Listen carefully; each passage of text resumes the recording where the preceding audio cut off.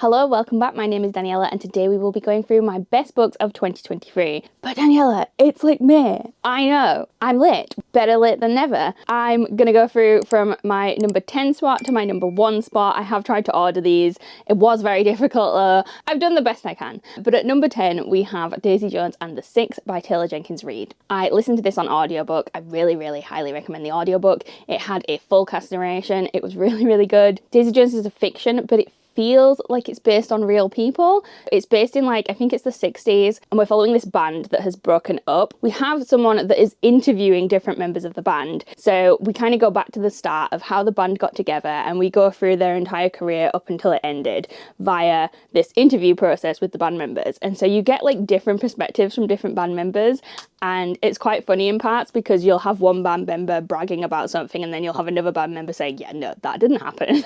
It's a really good book. I highly recommend it, especially the audiobook. They also brought out the TV show on Amazon, which I watched, and I really loved it. It was really fun to see that brought to life. I enjoyed the music in the Amazon show as well. One song in particular, the main song, of course. I feel like all their budget went to that song. But yeah, if you haven't read it, I would suggest audiobook first and then the TV show. I must say they do change a couple of bits in the TV show, and I do prefer the book from that respect. I don't like the changes they made to certain characters in the TV show, but I still really enjoyed it. Next up at number 9, we have The Passengers by John Mars. This is a thriller, and again, the reason I enjoyed this one is because it felt like it could be real. It feels like it is something that could happen in our world in the not near future, and I found that really fascinating. So we're in a world where we have AI cars, and cars are computerized and they can drive by themselves, self-driving cars, and we do have that already in our world, but in this world they can be hacked. And so we have these self-driving cars and we end up with a hacker who hacks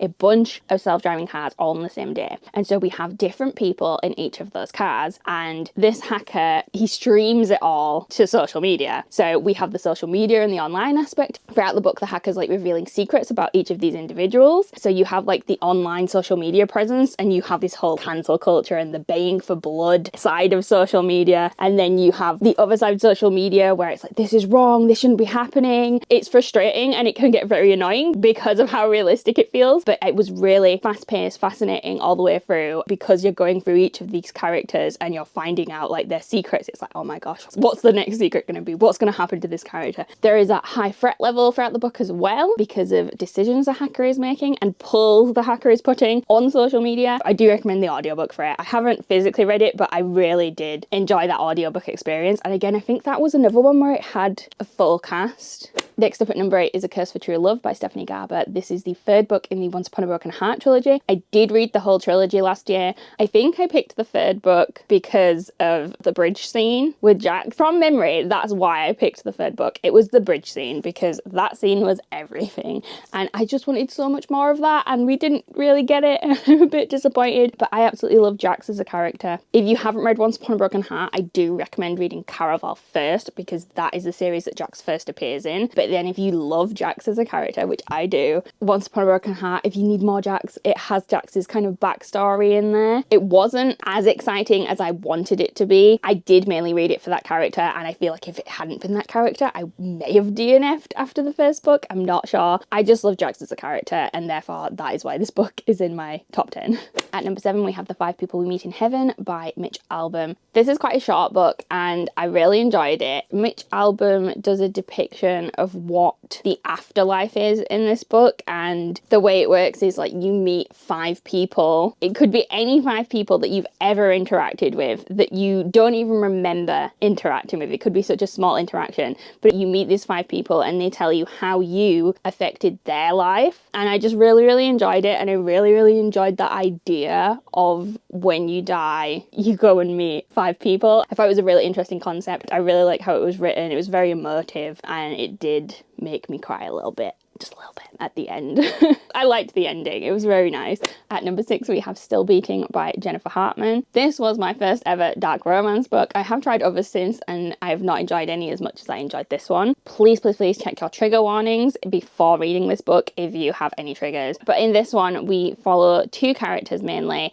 these characters end up being taken against their will by a very bad person. So we have a kidnap situation, bad things happen whilst they are under the care of this person. If you don't want to know anything else about the plot, just skip ahead a little bit. I'm just gonna give you a little bit more detail, maybe slightly spoilery. For those of you that haven't skipped ahead, if you are concerned about this like not having a happy ending, they do get out of the situation. And so a portion of the book is about like their healing process. And I think that's what I liked about this book. We get past the icky stuff and then we have like the healing process and how they come to terms with what happened to them. The characters do bond over their trauma, but I feel like it's done really well and I really enjoyed it. I feel like the pacing was also done very well and it just kept me interested all the way through. Sometimes I struggle with normal romance because I don't feel like they're that exciting. You can kind of guess what's going to happen in a standard romance, whereas in a dark romance it's a bit more off the cuff and it's like, oh, what's happening now?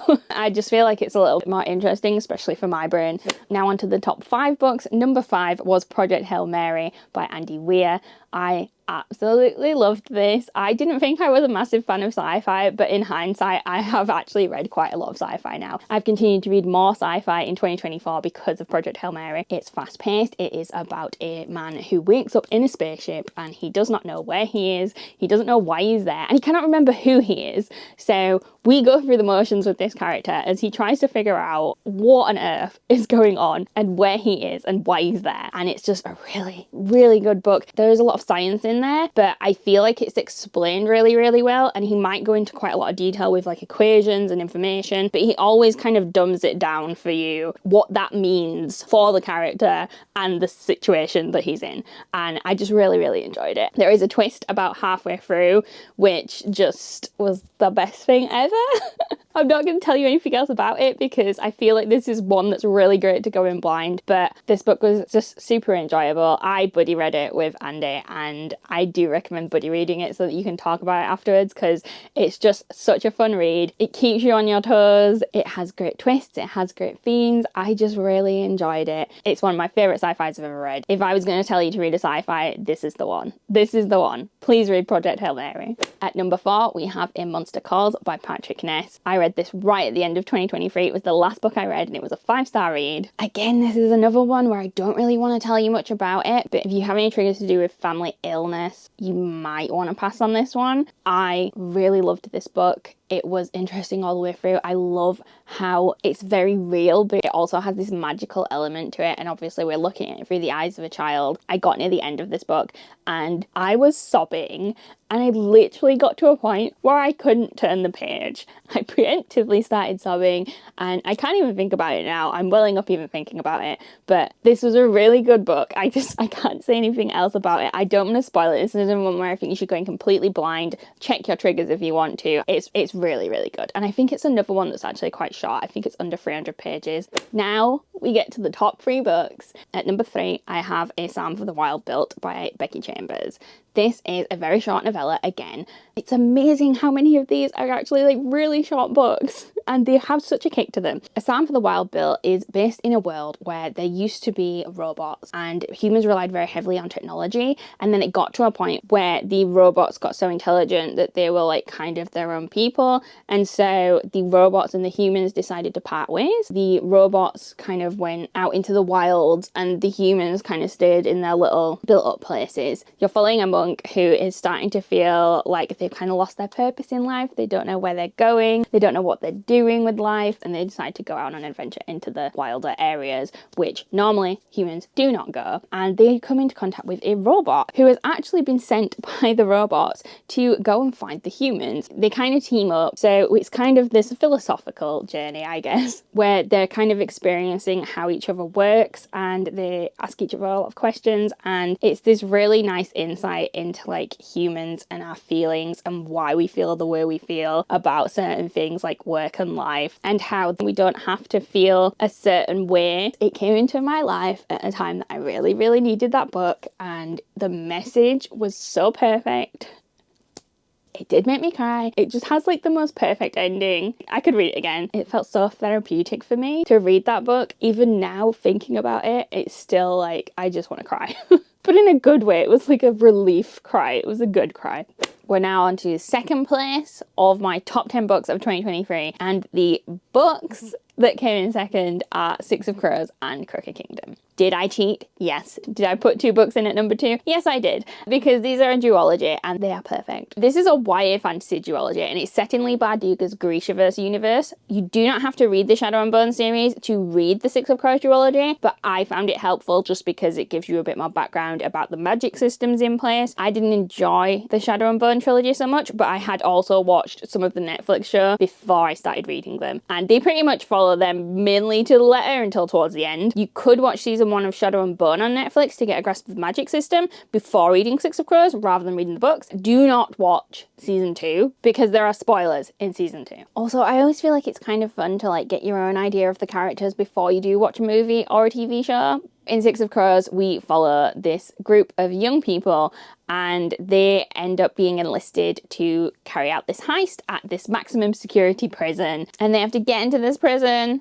steal something, and leave again. The found family vibes in these books is immaculate. I just absolutely love them. I still think about them. I love these characters so much. Crooked Kingdom was my favourite out of the 2. I feel like I always prefer a later book because I need time to get acquainted with the characters and to build that relationship with them. And so Crooked Kingdom for me was my favourite, but as a whole, the duology is just fantastic. My only critique is that Crooked Kingdom, I wish the last 2 chapters were the other way. Ooh.